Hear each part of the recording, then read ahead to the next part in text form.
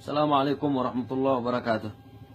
أصحاب الجنوب طردوا الشماليين من عدن، وبنات عدن خارجين عملين مظاهرات، قالوا ليش ترحلوا التحابشة دام انكم ما بتقدروش تعربوا، لأن التحابشة جالسين في عدن يعربوا البنات حق عدن، وأصحاب عدن حاجزين على الشماليين لأنهم هم العرابين.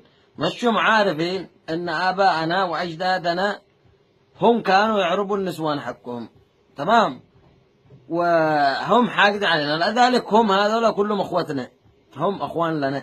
ليش؟ لان ابائنا واجدادنا كانوا ينزلوا عدن يعربوا النسوان. تحياتي لكل خادم حركوشي ولد زنا خالص. السلام عليكم ورحمة الله وبركاته. أبناء الجنوب فقط لا غير، أما الدحابشة لا سلام ولا كلام عليكم ولا نشي حتى نلفت على صور أبوكم يا عيال الحرام.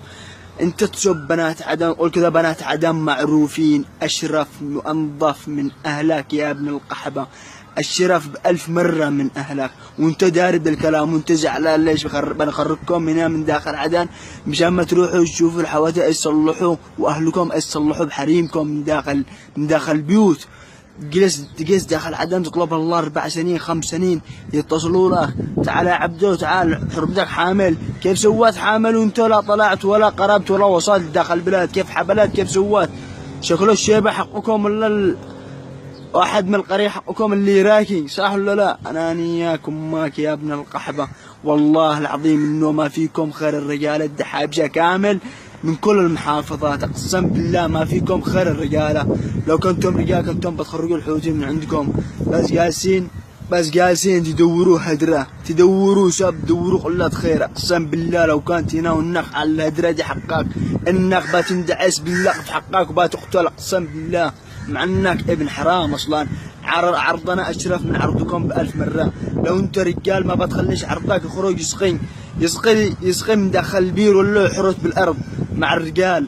شوف مع انكم عيال حرام والله العظيم ما فيكم خير الرجالة، وعيالنا واخواننا داخل عدن بكل الجنوب العربي معروفين برجالتهم شامتكم، اما انتم معروفين انكم خونة وانكم فتالين وراضين على اسركم يا عيال الحرام يا صعاليك يا عيال القحبة.